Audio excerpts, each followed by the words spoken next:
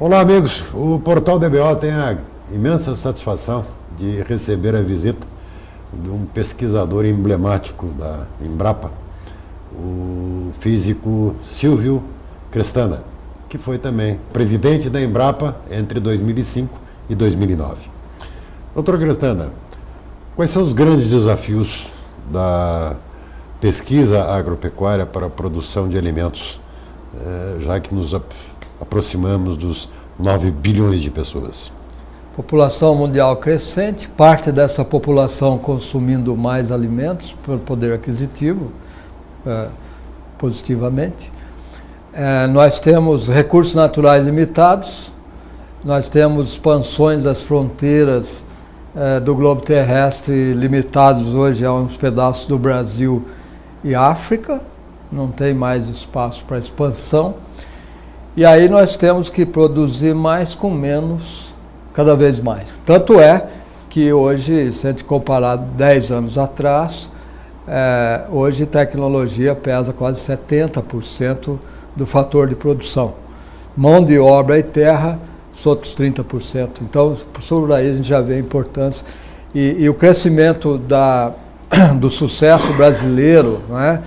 De atingir aí cerca de 200 milhões de toneladas de grãos em um tempo tão curto, foi pela produtividade, que vem basicamente do manejo adequado, da capacidade dos nossos agricultores, de uma parte de políticas públicas e principalmente de tecnologia. No centro de São Carlos, onde o senhor trabalha, o que está sendo desenvolvido em termos de tecnologia para que essa produtividade que o senhor acabou de citar e, enfim, toda a sustentabilidade da agricultura possa vir a continuar caminhando?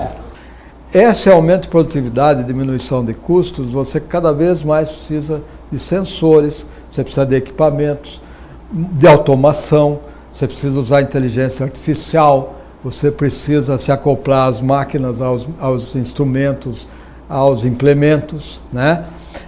Você precisa, ao final, tomar uma decisão adequada, então você tem que monitorar quanto você produziu, quanto você está produzindo, como é que está o estado vegetativo da sua cultura, como está seu rebanho, desde a contagem, o monitoramento, quanto cada um está consumindo, como é que você responde a uma solução de sistema a partir dos seus indivíduos, porque cada animal é diferente do outro, eles não são exatamente iguais, né?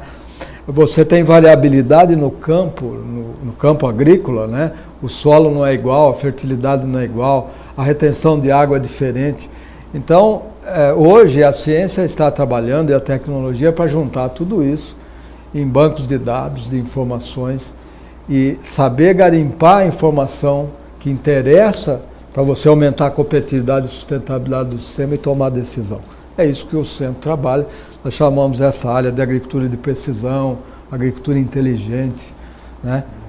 São linhas de trabalho, de pesquisa e que estão aplicados já em condições reais. Professor, o Brasil, com esse crescimento do agronegócio e tal brasileiro, com o desenvolvimento de toda essa tecnologia, ele atraiu as grandes multinacionais que hoje são aí quem dão as cartas, digamos, na agricultura empresarial e tal, né? Eu gostaria de saber como é que fica a Embrapa nesta situação, quais são os caminhos que a Embrapa, que foi durante muito tempo a garantidora e a desenvolvedora dessas tecnologias, qual é o papel da Embrapa agora? É se associar a essas multinacionais, é fazer parcerias, como é que seria isso?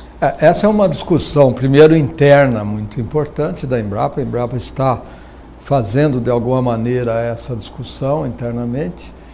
Há claramente um deslocamento, vamos dizer, dessa fronteira tecnológica, do melhoramento genético clássico, como nós chamamos, né? Em que a Embrapa e os institutos de pesquisa do Brasil, como o IAC, IAPAR, EPAMIG e tantas outras, são muito importantes, mas era um melhoramento genético clássico. A biotecnologia, principalmente com os transgênicos, e quando a gente olha as commodities, principalmente soja, milho e algodão, e aí as consequências em toda a cadeia da proteína animal, porque a partir dessa fonte de proteína vegetal é que você tem associado toda a produção de carnes, né? Bovinos, suínos, os frangos, né? E leite. Então, uma coisa está ligada à outra. E aí há uma interdependência, portanto. Essa mudança de patamar tecnológico, principalmente com as tecnologias que podem ser patenteadas e protegidas, a exemplo dos transgênicos, leva a uma mudança importante. Então, as instituições públicas, isso não é só a Embrapa, do Brasil e do mundo todo, nenhuma delas lidera no mercado as commodities, essas três que eu citei. Claro, a Embrapa desenvolveu um feijão transgênico e que é importante.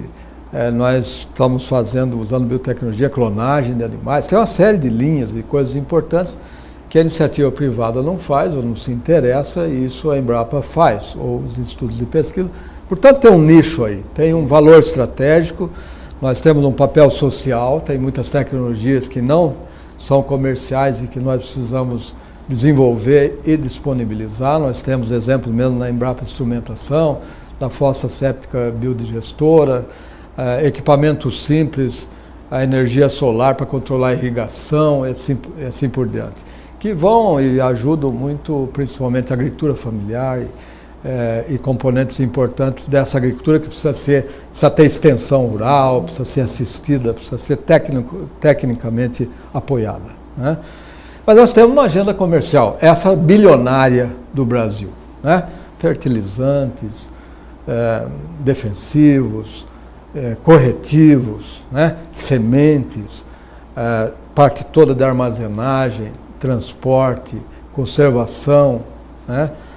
Logística, toda essa parte, ela é bilionária. Qualquer uma dessas que nós olharmos, ela é bilionária. E como toda atividade bilionária em dólares, ela vai atrair na globalização o capital internacional. O capital internacional veio para cá e a realidade de hoje, ou dos últimos 5, 10 anos, é uma realidade muito diferente de quando a Embrapa começou. Então a Embrapa cumpriu o seu papel, deu uma grande contribuição e tem novos desafios. Não são os mesmos do passado. Hoje você tem que olhar a agenda da produtividade e da sustentabilidade, da competitividade, né? Então a sustentabilidade, aí você tem linhas de bioeconomia, você tem linhas de gerar sistemas como integração, lavoura, pecuária, floresta, pensando em sistemas com mais diversidade, né? Biológica, a via biológica das biorrefinarias. Então, no fundo, o grande desafio que a Embrapa tem é olhar o sistema de produção agora como um todo e verificar, em primeiro lugar, se esse sistema de produção é competitivo e sustentável, que é fácil falar, olha, tem que ser competitivo e sustentável, mas o que é isso? Como que eu meço sustentabilidade de um sistema? Portanto, você não basta olhar uma variável só, como a gente fazia no passado, você tem que olhar o conjunto, a interação dessas componentes e os resultados que posso dar. Tem que olhar isso com antecedência, durante e depois, tá certo? Aí tem uma pauta, uma agenda fantástica de pesquisa, quer dizer, tem papel sim, só que há mudanças internas também importantes, os centros de commodities, os centros que a gente chama temáticos, os centros chamados ecorregionais, eles têm um papel hoje, uma sinergia diferente que precisa ser construída no interior da Embrapa. E da Embrapa com a sociedade, porque ela tem que ouvir muito mais o setor produtivo, como ela fez no passado. Ela passou um período sem ouvir o setor produtivo totalmente, indiretamente ela faz isso. Ela tem que voltar a fazer isso, na minha opinião. Tenho a coragem de dizer que o grande desafio do Brasil é saber criar o sinergismo entre o sistema público e o sistema privado. Os dois são importantes para que o Brasil tenha competitividade, o Brasil volte a crescer, se desenvolva. Esse é o desafio, é a parceria público-privada. Nós temos que saber fazer isso de uma maneira que seja, obviamente, transparente para a sociedade, em que há benefício, o resultado final, que a sociedade se beneficie sem medo de fazer isso. Hoje nós não sabemos fazer isso e há grandes dificuldades, desde a pesquisa público-privada, como também em parcerias público-privadas na infraestrutura.